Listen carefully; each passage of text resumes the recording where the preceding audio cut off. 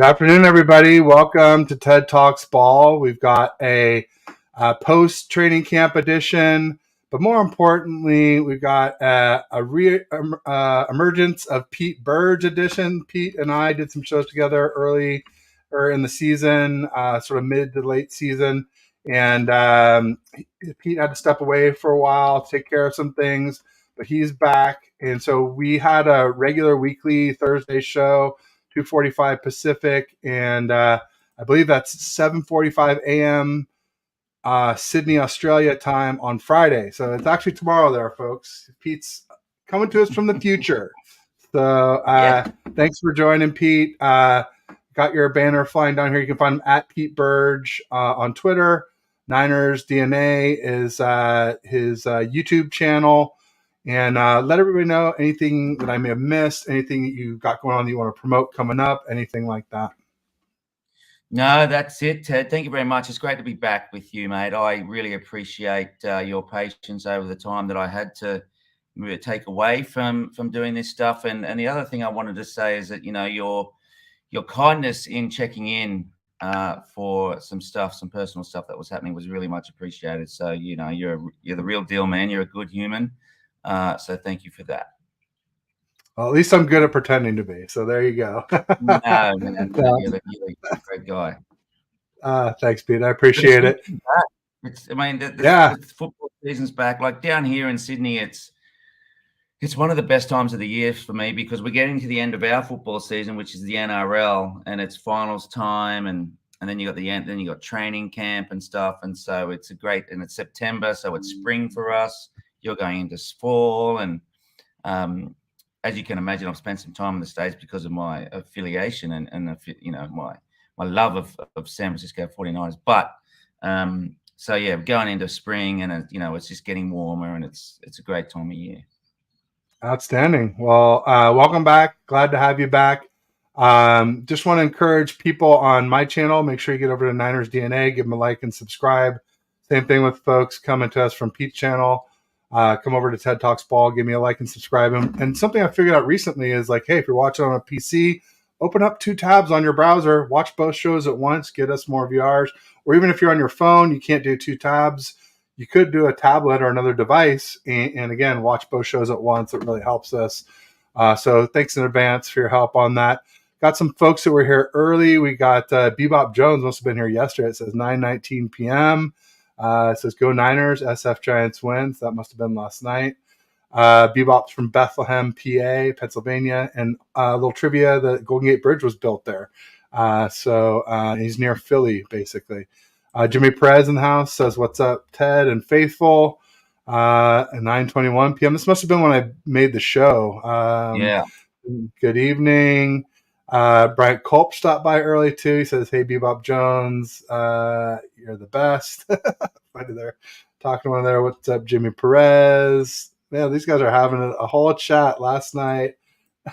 Mutual Admiration Society. Yeah.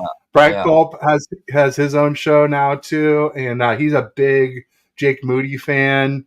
Really? He even has 4 pictures of Moody at the 4 corners of his overlay. So like 2 from college and 2 from like OTAs and minicamp. So yeah, there you go. These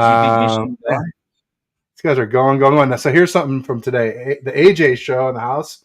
This might be a new viewer, so hit that like button. Have an awesome stream, my friends. Thanks for stopping by, AJ. Thanks, AJ. Thank you. And then Jimmy Perez was here early. Now he's back. Let's go. Bang, bang, Niner gang. Outstanding. Brian Culp is back too. Thank you for coming. Boom. And then go SF Giants. W. There you go. So that might be. That's a great name. Yeah, he had a different handle last season. He was Bebop Jones for a while, and for a while he changed to Cowboy Angel right up until the divisional round when we played the Cowboys, and then of course he went back to Bebop Jones. He couldn't have anything Cowboy in his handle, so he's a good man for taking one for the team there and doing the right thing. So commend you, Bebop. It's interesting since we haven't been on for a while. We haven't really talked about the draft. Should we talk about that, or should we jump into training camp? What would you like to talk about? Look, something that I've been doing on my channel, Ted, Ted, is I've been doing some reactions to the reactions. So reactions like from you and Lombardi and trying to get a cross section and just finding out the different opinions of these content creators or the content creators that are over there, trying to give a snippet of what's happening to my audience here in Sydney. So I'd love to get straight into training camp, if that's all right. I'd love to hear, because you're there and being all the way back over here, I just love to hear what you think, because I've already had a listen to Lombardi, Johnny Chapman, Jesse Naylor, Grant, obviously, and want to hear what you saw today and what you think. Who do you think the best quarterback was? Who do you think also stood out? Obviously, the UWF, the undrafted free agent, D Winners with his interception. But anyway, I'll stop talking. What did you think?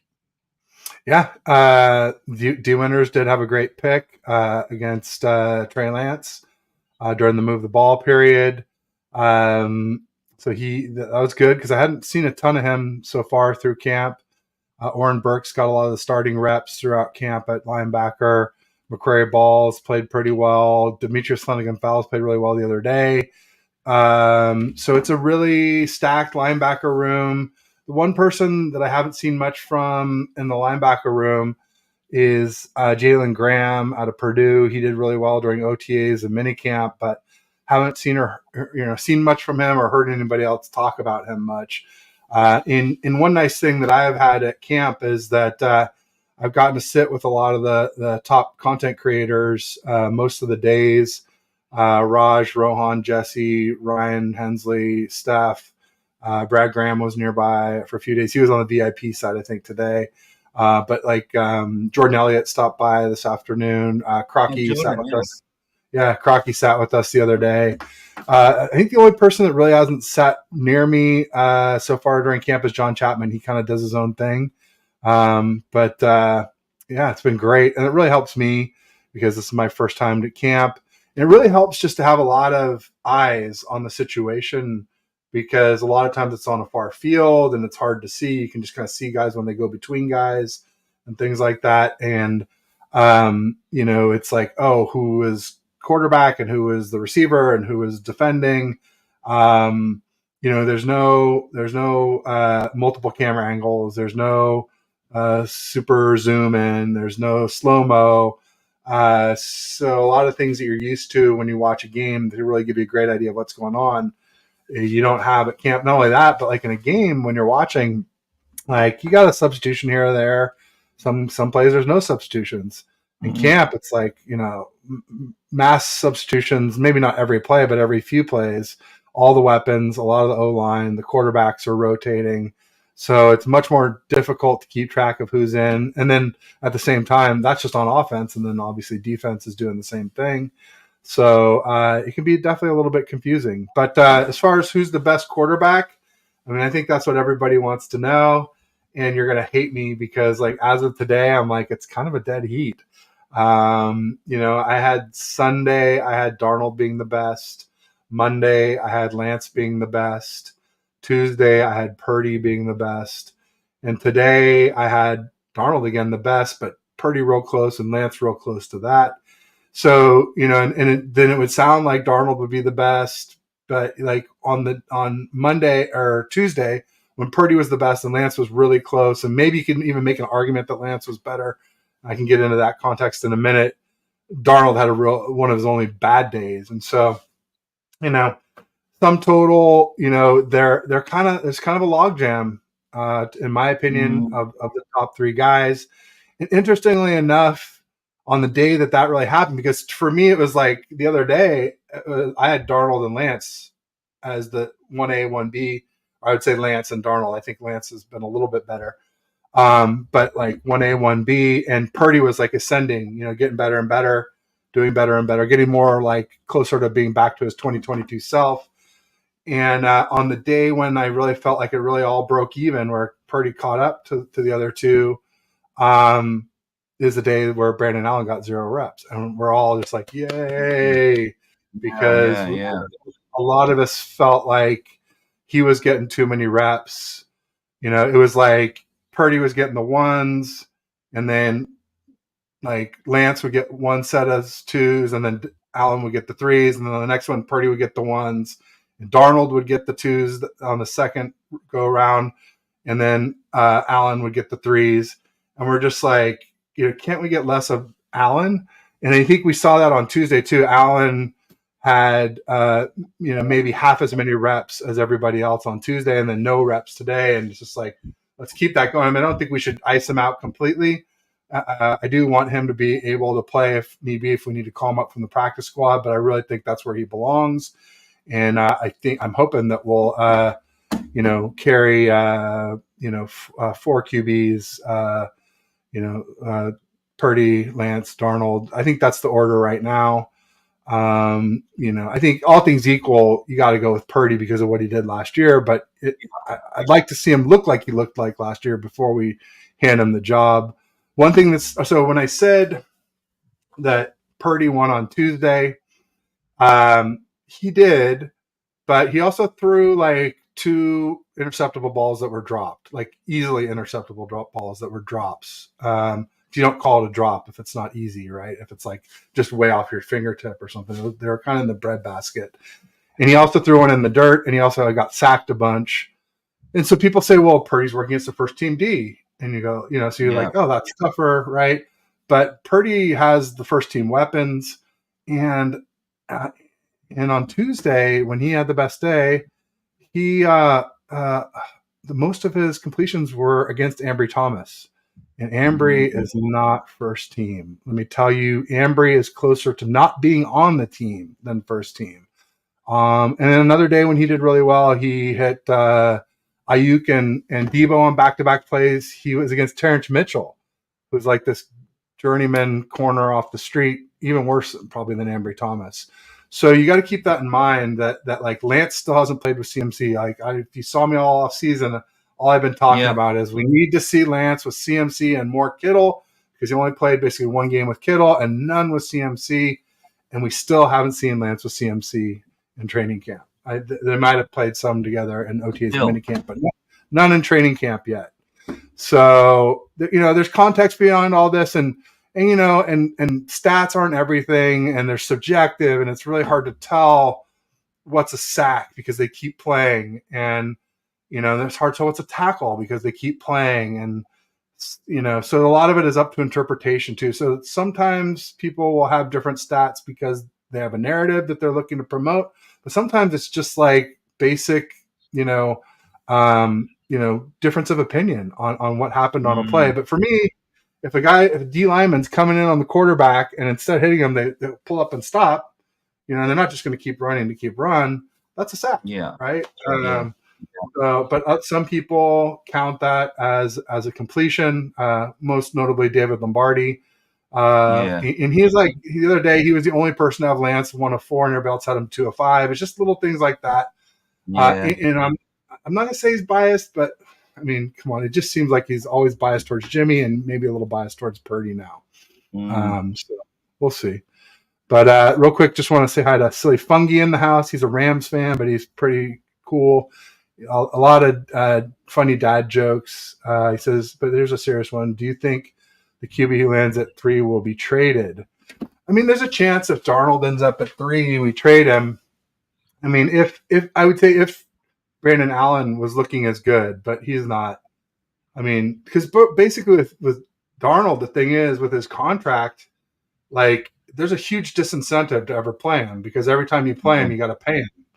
Whereas like all the other quarterbacks are at fixed amounts, with Lance at 9 and Darnold and Purdy basically at, we'll just say 1 million, whatever it is, 900,000, 1.2 in the million-ish range. Whereas Darnold is 3.5 to 10.5, depending on how much and how well he plays. So there's a huge disincentive to playing Darnold, but I don't think it's big enough that you would stick a lesser QB in at QB3 just to save money. I don't think they'll trade the QB3. Yeah, I agree with Bryant there for sure, because of the QB room that they're building, because of what's happened in the past with our O-line and our QBs getting hit. But the fact that Kyle's desperate to win a Super Bowl, and when one of them goes down, which inevitably I think they will, people get injured. He does not want someone to come in and not be able to run his offense, and he wants to still win. So I think that's just as simple as you can put it, and as unbiased as you can put it, is that he wants. If Purdy goes down, he brings in either Lance or Darnold, and they're going to be able to get the job done. Whereas, you bring in a Brandon Allen when Joe Burrow goes down, you're basically just going to keep the status quo in terms of the score what it is now. He's just going to be able to manage the game and maybe not score any more points. So that's my point of view. We'll keep all three QBs just to make sure that we keep those wins, all those W's in the win column. I think that's smart, especially when the whole room only costs, $14 million now and maybe a maximum of $24 million. It's still less than we paid Jimmy G. So, Jess from East Coast Red and Gold podcast in the house. She's, I think she's got some people on. Is it tonight? Or no, it was last night. She had Hammer and Larry Kruger, was it, on the show? So check that out. The week before they had Jesse Sapolo on, and the week before that was Spencer Burford. So they are bringing in the heavy hitter guests. Make sure you check out Jess, Ty, Maddie B, and Bex. They do great stuff. In fact, Pete, since you were on last, I at this towel here, the little red one there, it's Diva Den from Bex. It's one of her, designs or whatnot. So she sent that to me, and obviously added, the 49er Faithful UK as well up here. So good stuff. I've redone the whole studio since you were on, but yeah. So what I wanted to ask, just based on, so what I heard this morning from John Chapman, and who I love, obviously, is he had. And I love that you've given some more context for me as well in terms of who Brock was throwing against, in terms of it being Ambry Thomas, right? Which I've heard is like Terrence Mitchell, who I've never even heard of before. So Lombardi today had Brock at number 1. John Chapman had Trey at number 1, and he said because in the team drills, not to move the ball, that Trey threw the best passes, that he looked the most sharpest. So that's the thing. That's the thing about the stats is that, if Purdy's just throwing short over the middle and dumping off to the flats, and you got a high completion percentage, it doesn't mean nearly as much as I definitely know. See, and unfortunately, I got to tell myself, I actually missed the team drills this morning because I jumped on with Ryan Hensley. He had Rob Stats Carrera on his show, and he wanted someone to report live from camp, but it was right when 11-on-11s were starting, so I missed that. But I will say that the other day, Lance threw a laser to the sideline, and I immediately turned to everybody that I was sitting with, all the content creators. I was like, Purdy doesn't have that club in his bag. It's just the zip he put on it. And I'll tell you who else doesn't. Brandon Allen doesn't either. Now Darnold, I don't think he has quite as strong an arm as Lance, but I think he might be able to make a throw like that. I don't think you have to have a cannon to do that, but you definitely need to have a strong arm. And Purdy and Purdy, I'll say, didn't have that pre-UCL injury, and he is definitely not back to that level yet. So I'm knock on wood. I hope he is back. I definitely want Purdy to be his best self, and I just want Lance to beat him out anyway. That's my hope. That's whole iron sharpens iron. I want them both to push each other, and whoever wins to be the best because, the other one pushed him to the limit, not because the other one, his arm fell off, or in Lance's case, his ankle fell off, right? I mean, we got to remember Lance is coming back from a serious injury too. Yeah. It's just with those breaks, they don't tend to have the same complications as the soft tissue injuries, the ACLs, the Achilles, the quad tear, patella tear. And I think this UCL is kind of in that category, especially because it's his throwing arm. I'm going to wonder about Purdy until he takes some real hits. And really gets tackled and gets back up and shakes it off and is able to perform at the same level after being tackled. Because a lot of times quarterbacks have to sit there in the pocket and wait for someone to come uncover, knowing that waiting to that last second, they're going to get hit to do it. and I want to see how Purdy reacts to that. And then just on Kyle for me, so Grant has been reporting, and I think Croc has been reporting that Lance will throw a pass or Sam will throw a pass. They'll look to Kyle for some appreciation, or you should have done this, you should have done that. But apparently, he just looks straight back down at his play sheet, right? What? And then I'm hearing Steve Wilkes is much more on the ground. He's talking to them. What's your point? So then I think, okay, Kyle will probably go to the video room and do his coaching then, but he doesn't have the time to go out and do his one-on-ones when they're trying to do some move the ball or whatever. What's your thoughts on that? Because I've never been that enamored with Kyle. I think he's a great play caller. I don't think he's a head coach. Still don't. What's your thoughts on that? Yeah, I think it was Grant who said it, and when we were working together in the past, I've been a really big Shanna fan, but I'm starting to sour a little bit. I mean, I'm definitely questioning him when it comes to quarterbacks at this point. After passing on Mahomes, passing on Brady, not getting Stafford, saying yes to Hoyer, CJ, and Mullins, having Purdy as QB3 to start last season when it's easily arguable he was our best quarterback in 2022. Why was he down there? And people say, well, he got better in the year. I'm like, well, we don't know because we never let Purdy run with the ones to even find out what he was before the season started to know what the benchmark was. So, I got some frustration around that. Also, third round running backs. However, Ty Davis Price seems like he might be ready to, undo the demons of Trey Sermon. He's been running real hard along with Jordan Mason. And then, of course, Elijah Mitchell injured today at practice, abductor. But one thing I've been ragging on him for being injury prone, but I will give him some leeway on this one just because the linebackers have been teeing off on him and tackling him, and you're not supposed to tackle running backs. And both Dre and Fred have both been tackling the out of him, and so that could be why he strained his abductor.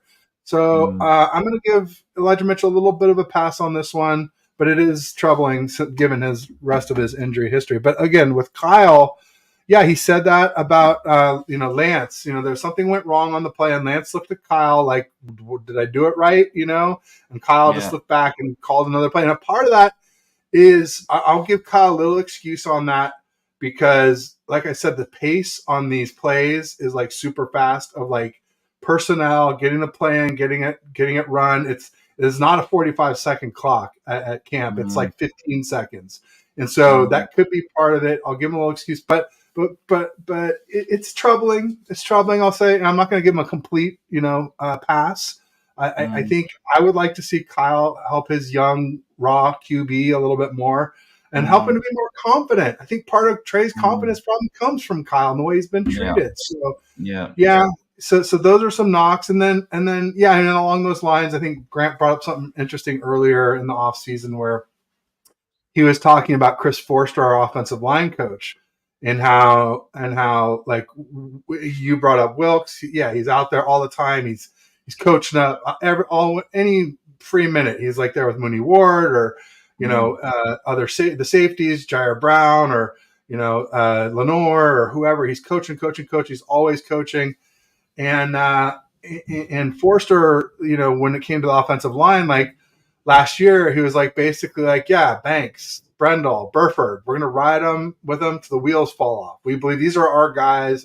And we're going to ride with them till the wheels fall off. And Kyle never really did that for Trey Lance. And Grant brought that up, and I kind of agreed with it. And then, they're kind of doing it again this year with Colton McKivitz. Like, hey, Colton is our guy. We're not going to draft anybody. We're not going to pull in a free agent or trade for somebody. Like, we're riding with Colton McKivitz. And Colton has been really, really good in training camp so far. He hasn't given up a lot of sacks. He was really good in one-on-ones. So it's working.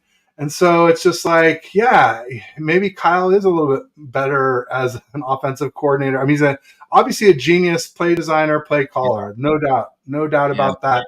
But like now I'm, questioning quarterback decision-making on who to pick and who not to pick.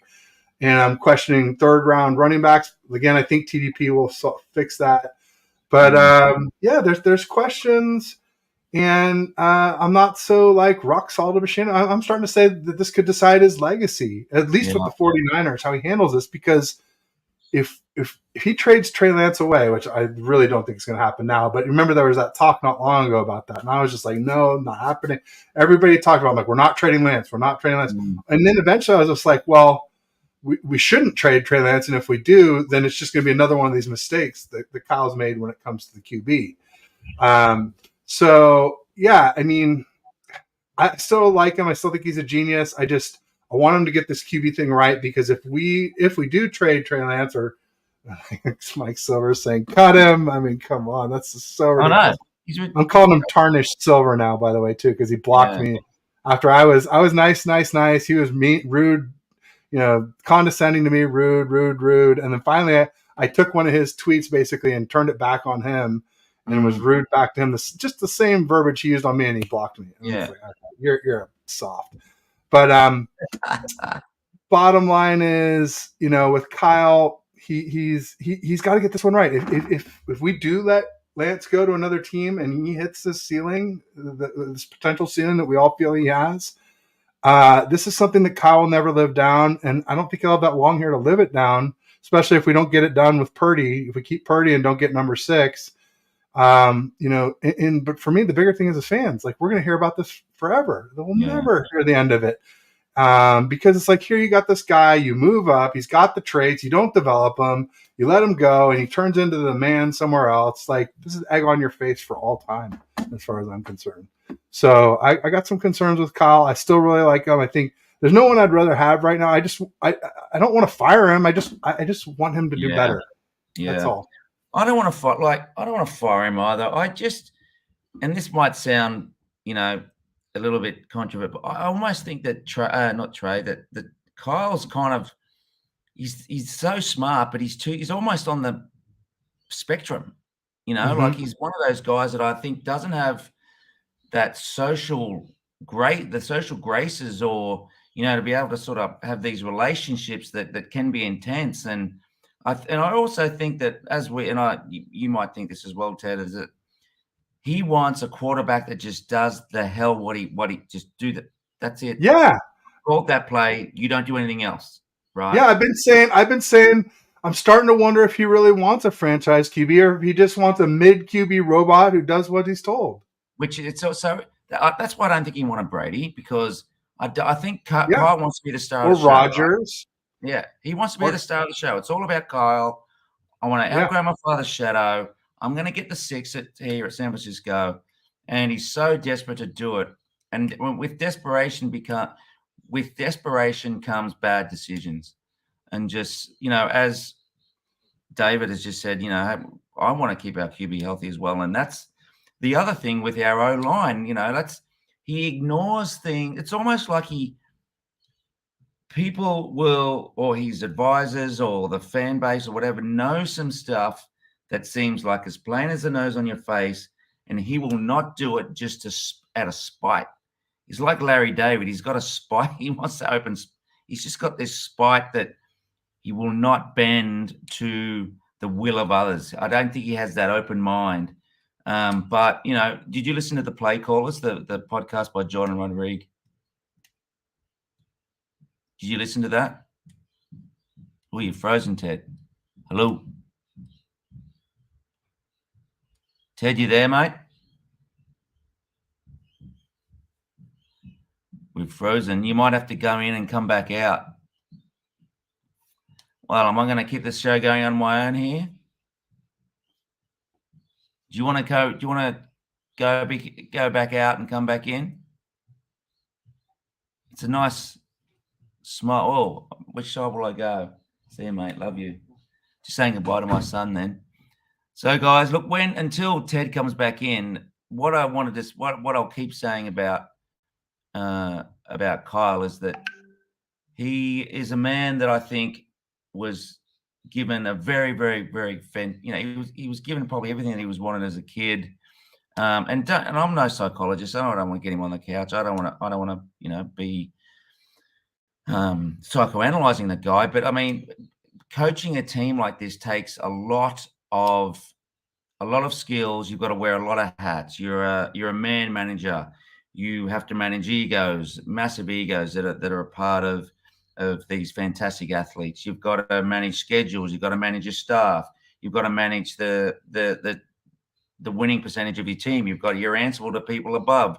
There are so many things, and there's so much pressure on him that I just think sometimes he's not cut out to do all things at once, like a Belichick or even like a Sean McVay who's under him. But, then hearing the stuff on play callers that Sean McVay I'm trying to get into one square here. Sean McVay, you hear in play callers, was nearly having a nervous breakdown in regard to what happened to him in the 2022 season and the injuries that he had and stuff. So, you cannot question the amount of pressure that these guys are on and the money that's involved. But I just think Kyle needs to take into account more of what his advisors have to say. I think he has to. You there, mate? Yeah, we had a little blackout and my Wi-Fi is resetting, so I just popped on using my mobile phone for now. Hopefully that works. Okay. I went on a bit of a rant about Kyle and that he probably had a very privileged life and that that the hats that he has to wear that other people can do in management positions in terms of managing people up, managing down, in terms of the bosses that he has, and them, the Yorks wanting a sixth, and that coaching his team and getting the winning percentages up, looking after his staff, looking after his quarterback. I just think when that all comes to pass and all those spinning plates that he has to keep going at the same time, I think inevitably always one breaks, and a lot of it in the last couple of years has been the quarterbacks breaking. Absolutely. Quarterback has held us back. I've been saying that, like, all these people are like, well, nobody, everybody passed on Mahomes. Nobody thought it was going to be great. And Brady had a bad year. And Jimmy, we thought he was going to improve. And Stafford, he wanted to be in LA. And there's like a little excuse for everything. And I probably said most of those things at that time.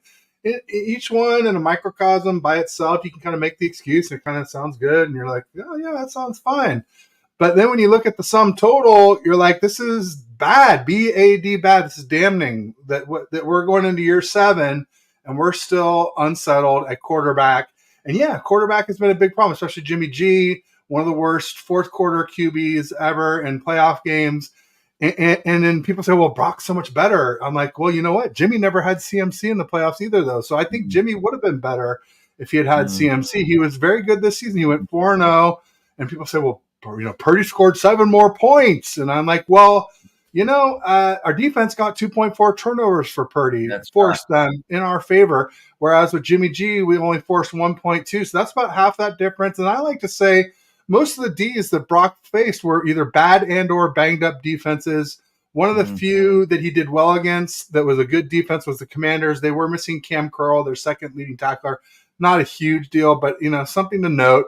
But the huge thing was that they gave us the ball 4 times inside the 35-yard line.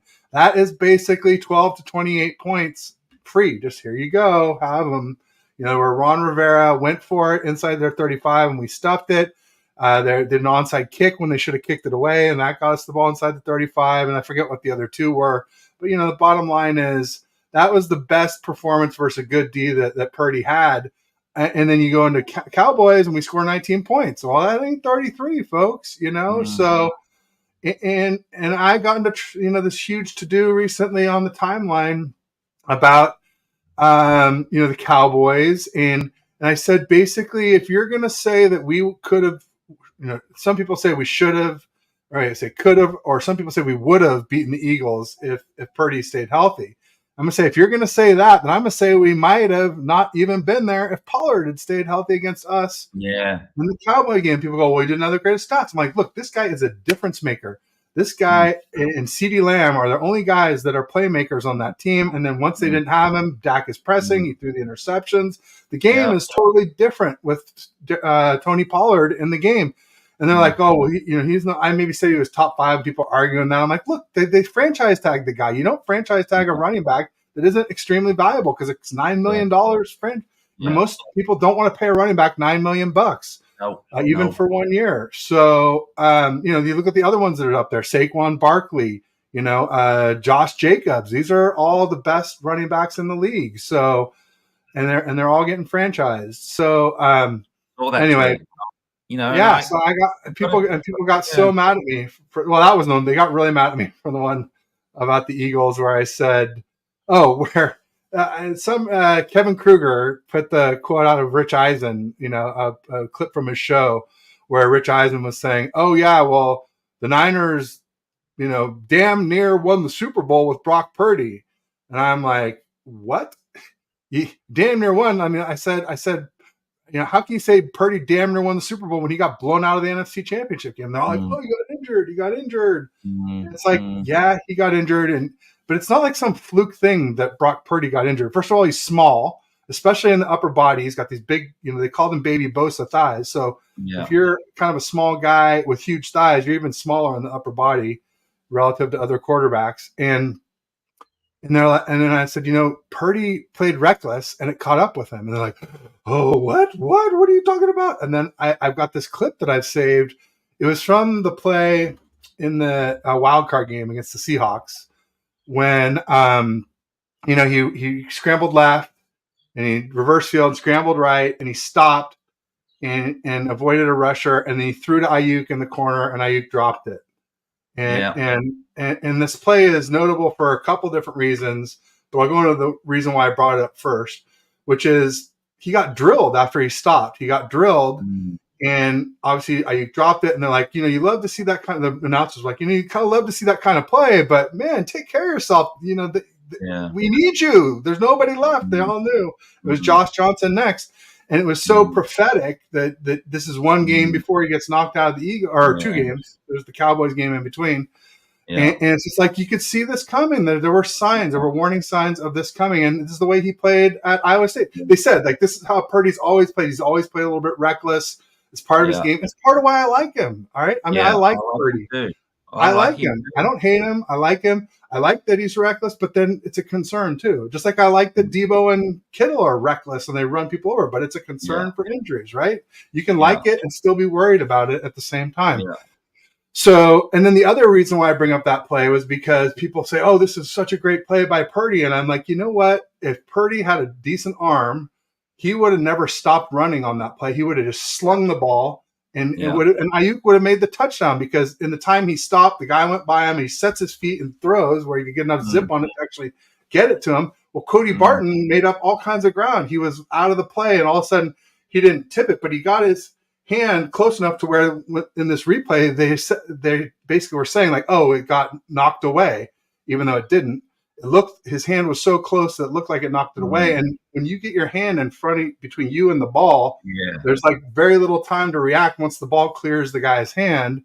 Even if it's a couple feet, it's just a split second, and it just makes it very much easier to drop. I'm not totally absolving Ayuk on the play. It is still a drop, but like NFL receivers, you could say like they should still make it, but not nearly as much as if there was no hand in front of his face type of thing. Yeah, that's, I love to hear the passion, Ted, because we are so, all of us Niner fans are so desperate to get this 6 Lombardi. And I think, as I just referred to just previously, Kyle is so desperate as well. And I think the whole roster, this whole, like, if we don't get it this year, what are we like? The Kittles are getting older. CMC is brilliant, and he's probably got 2 or 3 seasons left in him. Fred Warner, he's an absolute beast.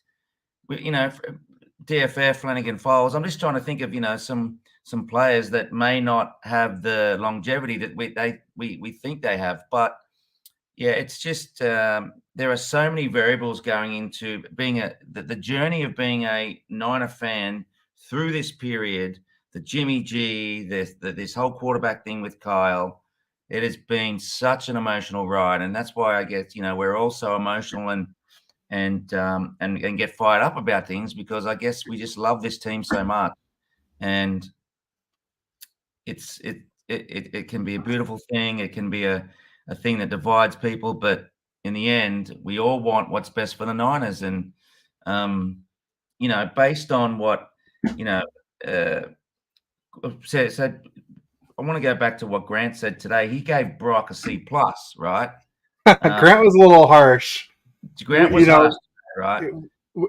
Yeah, go ahead if you finish, but I'll give the grades for the people that I was with. Yeah, I want to hear your grades. So, and just going back to Jesse Naylor had Sam as the best one. I mean, and Grant gave.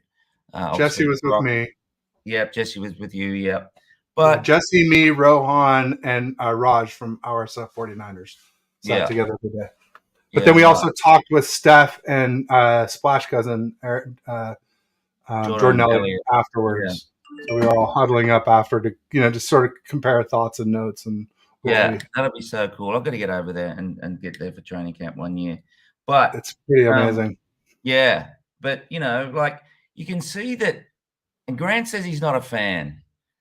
I cannot see him being anything other than a fan unless he's got a pure hatred for Kyle, because the way he ended his instant analysis today, he's just so sick of the dinking and the dunking that he gets so fired up about it. But yeah, Brock a C+. Let's hear. He definitely seems like a Lance fan. Grant does. He's definitely a Lance fan, right? Because he has been, he's been covering the 49ers for a very long time. And he has seen, what he saw. I don't know how. I think he was there since the Brian Hoyer experiment, right? Yes. I don't know. Yeah. So anyway. Grant's been covering the team since, I want to say 2009, but I'm almost certain about since 2011. Yeah. Right. So. Yeah, let's hear your what were your grades today? Folks I was with were sort of like B+ Darnold, B Purdy, B- Lance. Okay. They're not radically different than except for but the difference is that Kyle said that Purdy was bad. We all thought he was, but one thing I'll credit Grant with is he was like over there, he's a reporter. He's like right there. Yeah. And we're way over in the GA section. Like basically there's like here's us, and then there's one field, and then there's another field, and then there's the VIP and the reporters. And they flip it each day. They flip. So like on Tuesday, the 11-11s were in the close field to us, so we could see more. Yeah. Although I'll say we weren't in our ideal seat, so there's a column in the way. But some days they're tough on. They don't give content creators much.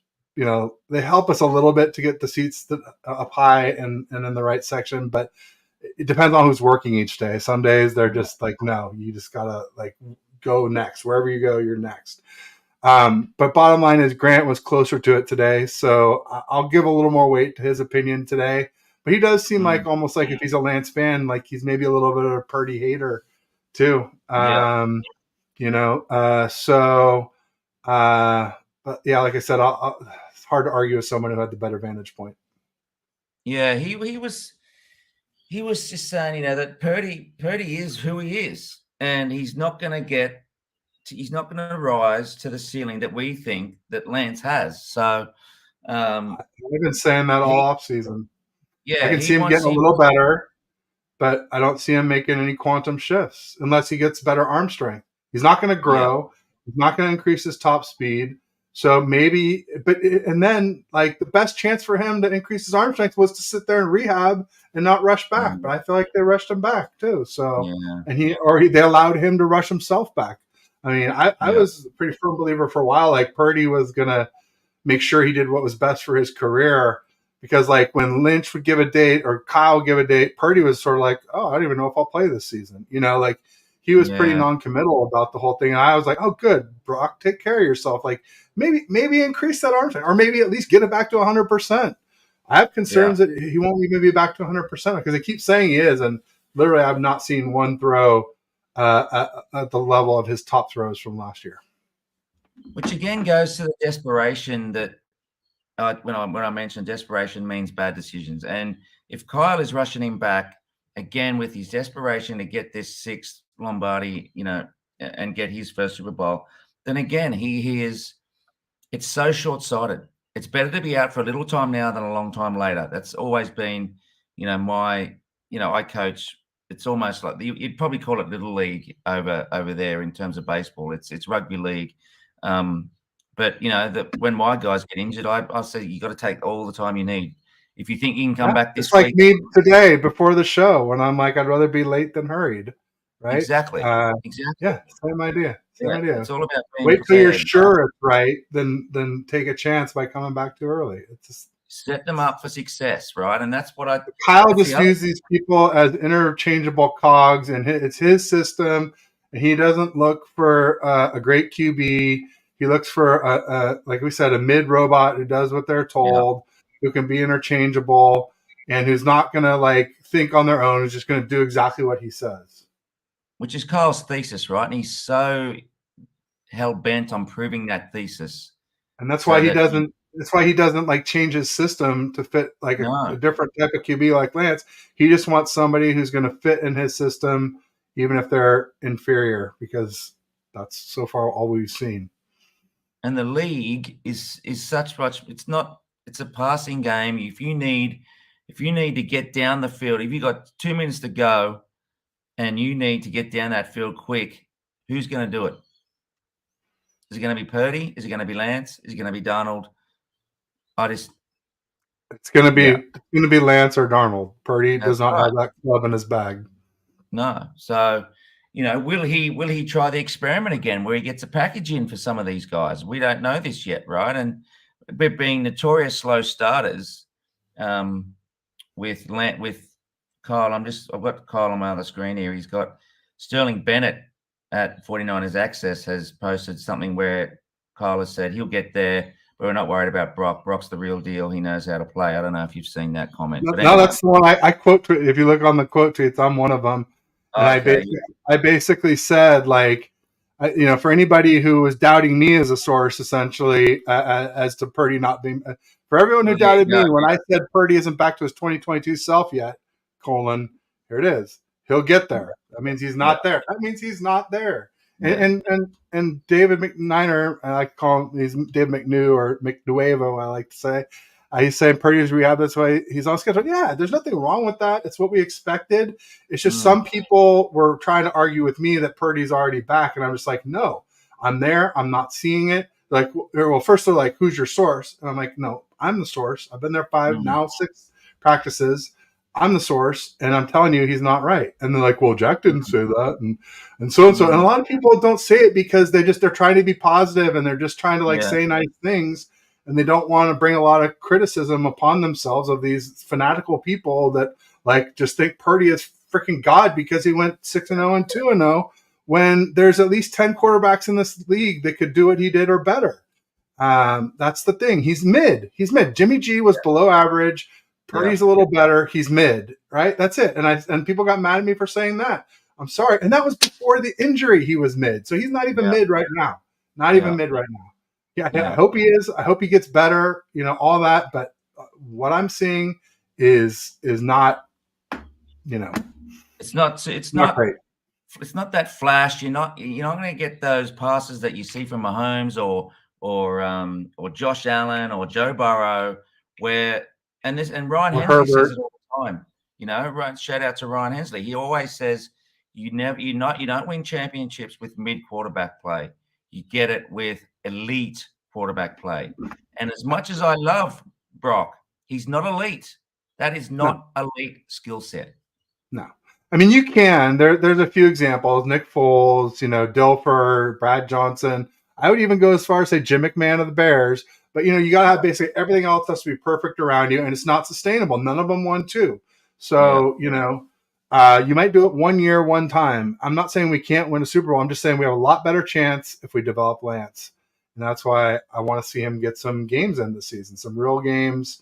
Ideally. And the funny thing is, you would say to start the season, but I think that Pittsburgh game is, winning the start for the Pittsburgh game might be losing just because you got TJ Watt or Alex Highsmith coming off the edge against, McKivitz has looked good in camp, but he hasn't gone against both yet, and TJ Watt is every bit as good as both. Not every bit, but he's in that conversation with Bosa. He's in that tier of top 3 edge rushers.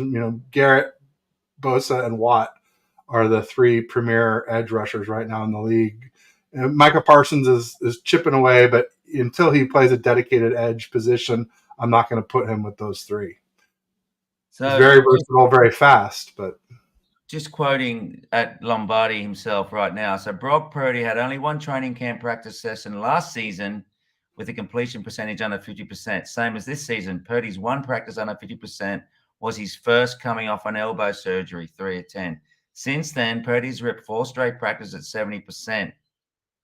The 49ers are thrilled with how quickly their QB1 is working off inevitable rust. See, that's meat riding, man. That's Homer alert. He's a homer. If Grant's a hater, Lombardi's a homer. I like to say, you may not be familiar with this down under, but like you probably know about Fox News and CNN. CNN is very liberal. Fox News is very conservative. If you want to know the truth on politics, you kind of have to watch both and draw the invisible line down the middle. That's kind of like Grant Cohn and David Lombardi a little bit. And I think we're seeing that today. Like, listen how positive David Lombardi is. Listen how negative Grant is. And you listen to Jesse and Rohan and me and Raj, and we're like more in the middle. We're more like, hey, it was a good day. It was one of the better days for the QBs. I still think Monday when Lance went off was the best. Not just because it was Lance, but because Lance was really good. Darnold was almost as good, and Purdy was almost as good as Darnold. Whereas the other day where Purdy beat Lance and Lance was really close to Purdy, Darnold was way below. So as a 3, anyway. This is a great comment from Natalie. I think she's bang on. All right. Let's see. Purdy started playing last season. It was survival mode. Now he's seeing a whole playbook and learning his QB. Could be the starter. People are acting like Garoppolo scored on his first play. Acting like when yeah.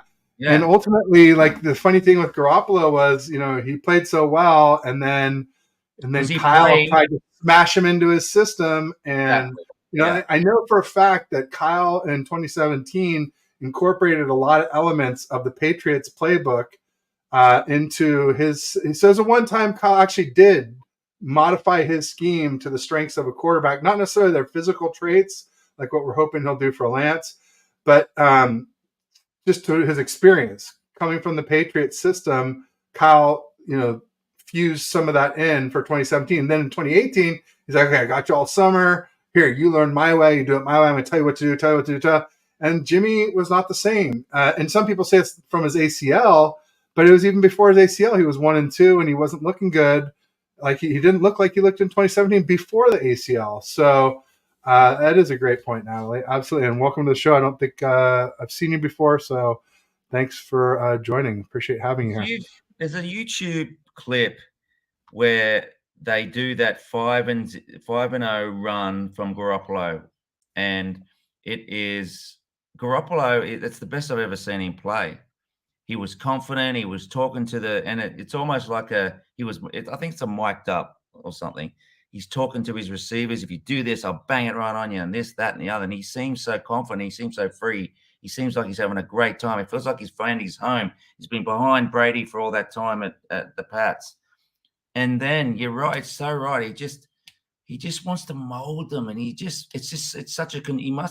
such a control freak. Kyle, he will not settle until his name is in, because he loves hearing the media say Kyle's such a genius. He's such a great play caller. He's this, he's that, and the other. And if you have a Patrick Mahomes, they're going to talk about Patrick Mahomes. That's right. And Andy, be like, Patrick won the game, not Kyle. That's right. So yeah, no, it's sad to see. Sad to see for sure. I hope he doesn't do that to Purdy. I love the way Purdy played last year. Want to see more. Want to see him grow. I don't think he has a lot of room before his ceiling, but he could definitely learn, to be better earlier in the play clock, or not the play clock, but earlier in the play, earlier in the progressions. That was one area where Jimmy was much better than Brock was in the first 2.5 seconds of the play. Love to see him improve that. Stepping up into the pocket, not bailing back and left every time. And throwing with more anticipation. All those things might have helped him to keep from getting injured against the Eagles. So more experience can help him to avoid more injuries in the future for sure. So hope we see that. Yeah, no, it's interesting stuff for sure. And we saw some good stuff. Who's been a real standout? Obviously, Ayuk has 23 catches in just 7 practices. As I mentioned, though, a lot of those are against Ambry Thomas, who's been burnt toast this whole training camp, but also some of Purdy's completions besides when he got a bunch first Ambry on Tuesday were against Terrence Mitchell the other day. I think it was Monday or Sunday. Must have been, he was off Sunday, so it must have been Monday. And he made a real nice sort of Ayuk and a real nice sort of Debo, both down the left sideline. And both were against Terrence Mitchell, who's like this cornerback off the street. So, yeah, we talked about linebackers. Drake Jackson's looked real good. Yep. We got Taco Charlton on Tuesday, so it's a Taco Tuesday. Yeah. Got some hope for him being a Kasaric reclamation project, kind of like Arden Key, Charles Amenahu, Samson Ebukam. Had a Seahawks fan try to argue with me that Ebukam isn't better off with the Colts now than he was with us financially. And I'm like, what, dude? I'm like, he was 2 years, 12 mil with us, 5 guaranteed. Now he's 3 years, 24 with them, 10 guaranteed. Not only 10 guaranteed, but he got 9 million signing bonus. And then this season he's going to get a couple, almost 3 million. So he's going to make almost as much in 2023 as he made in 2021 and 2022 with us. So, yeah, you tell me he's not better off? Because he was saying, the salary cap goes up each year, and it doesn't go up that much. It doesn't go up double, my man. Not even close. So, what about Tay Martin? I'm hearing Tay Martin's doing some good stuff. Tay Martin's done really well. He's my second come-up receiver. Number one is Chris Conley. Has been doing really, really well. Yeah, Chris Conley. And on my earlier show with Aaron, somebody was saying that he's a really good run blocker, like a better than 80% run blocking grade every year of his career. So that, if nothing else, that would give him the edge, all things equal. And it hasn't been equal. Conley's been the best if you go, obviously you go Debo, Ayuk, Jennings, you go Ray, then I think it's Conley, Tay Martin, Ronnie Bell. What about Danny Gray? Oh, Danny Gray has been pretty good too. Where would I put him? I'd put Conley ahead of Gray. So the big question mark is Tay Martin or Danny Gray. Ooh. Wow. That's tough. I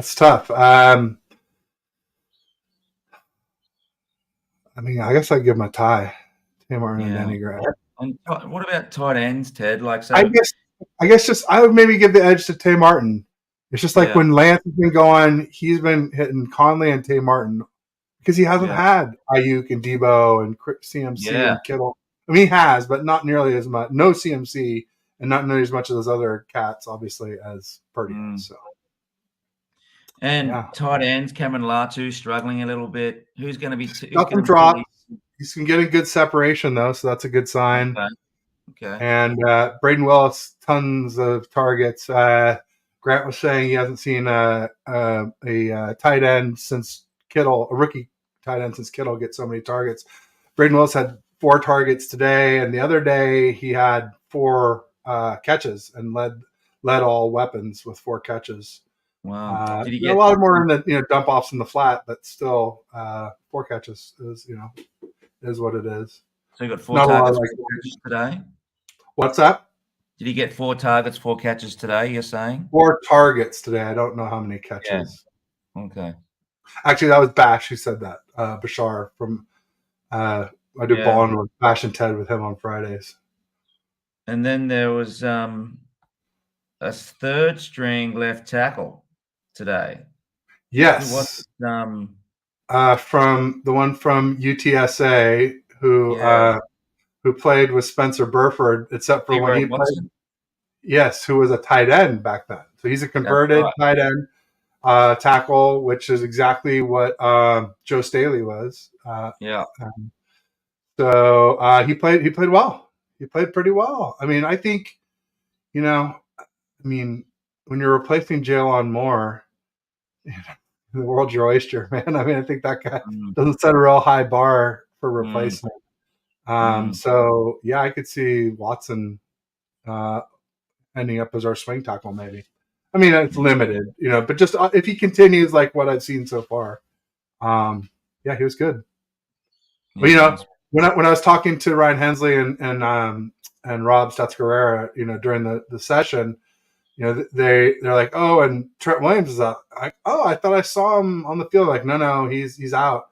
And I was like, oh, well, if our offense struggles, then that might be a reason why. So the fact that our offense, I mean, to everyone other than Grant, didn't think it did. So, yeah, I'm happy with what Watson did. Yeah, good one. But sadly, Aaron Banks is in concussion protocol, though. Yeah. Today. That's a bad one. I mentioned Elijah Mitchell. He had the abductor. It was Barrows had the tweet that I was going off of for that. I of course didn't see it. We saw we saw Jalen Moore go down the other day. That was like a big, everybody was sort of on a knee, and it was somber, and so it's good to hear that that's just a bone bruise. Oh, Feliciano's shoulder. I think someone was saying it might just be a shoulder strain. So with a Mitchell abductor strain, that hopefully is not too serious, and hopefully neither is Banks' concussion. But did we talk about Elijah Mitchell? And we talked about how he's injury prone. And did I talk about the linebackers tackling him too much? Yeah, too much, way too much. And then you mentioned Matt Barrows, and so we've talked about Brandon Allen's lack of reps today. So Matt, thank goodness. Woo, yeah, well, apparently they finally listened to us. Because we've been complaining about that for a while. What's that? We've been complaining about that for a while. Yeah, well, I'm like, why is he even getting reps? But yeah, Kyle Shanahan has said today that don't look into it. First practice back after break is a typically shorter practice, and there weren't enough reps for 4 QBs. Wow, Kyle. He just comes back and just... I mean, I will say, though, even in the last practice, he had like half the reps of everybody else, too, though. So yeah. I think Kyle's like, I think it's an ego thing. He's like, I don't want to admit I was wrong to give the reps, so I'm going to say there's going to be more. But I would be surprised if he got as many reps as Darnold and Lance in the next practice. I think he'll get half as many. Because what they were doing that we all liked was they would go Purdy 1, Lance 2, Darnold 3. What did they do? Oh, no, they did Purdy 1, Lance 2, Allen. Then they did Purdy 1, Darnold 2, no Allen, no Lance. So they were making it so that Allen got, like I said, about half as many reps as Lance and Darnold. So I think they should keep that there, right? So what I've been watching a little bit of Haberman and Middlecoff, and Haberman, who I like his. I like him too. Middlecoff, the Lance hater, though. So yeah, not a big fan of him. He was saying that it looks crowded. It looks crowded out there with all those quarterbacks. Yeah, it's a lot. You really want to pick one or two and get them most of the reps, because hopefully, I know we had that happen last year, but I think you want to plan on most of your reps for the first and second string QB. Honestly, I think that's a smart move. Really, mostly for the first, if you can decide on one. It sounds like they're decided on Purdy, but I'm just like, it shouldn't be. It should be. We should have an open and fair competition. That's until Purdy looks like he's 100%, and until we've seen Lance with all the real weapons, and he doesn't look as good as Purdy, then they should be competing. Yeah. It's like the same people. Like the same people that say, "Oh, it was a mistake not to have a competition for Lance last year, but it's fine not to have one for Purdy this year." And if he was coming off the 8-0, I mean, which it isn't really as 8-1, but whatever, the 8-0, and hadn't been injured, then I could see it. But the fact that he's been injured, the fact that he's not right physically, and definitely not right mentally, and not even right, and then even if he gets right mentally in this stage, we don't know if he's mentally right where you're hitting and getting sacked. Yeah. There's some questions out there, in my opinion. Yeah. So, valid questions, like not just like off the wall stuff. This is like no, it's like common sense football, right? He's come back from a big surgery. It's soft tissue. Don't rush these things, man. Like you've got Trey Lance there. Oh, it's just we could talk about this for hours. No doubt. Well, I know you need to get rolling here before too long. Yeah, man. Thank you. Yeah, my pleasure. And thanks for everybody who tuned in. If you are watching on my channel, make sure you get over to Niners DNA and give Pete a subscribe and a like. And if you're on Pete's channel, please do the same for me. Yeah, and, definitely. My guys, get over to TED Talks Ball. One of the nicest guys in Niner content creator land and some good takes. Get him, follow him on Twitter too. You get some good spicy stuff that is you don't sit on the fence, which is what us Aussies like. There you go. No, I mean, I may go down, but I'll go down swinging. So that's right. That's what it's going to be. Not going to be like, oh, I like them both the same and everybody's great. I mean, I do like Purdy, but I'll just say, like, people say, oh, we got to win games. Like, we got to win number 6. If he wins number 6, then I'll be happy.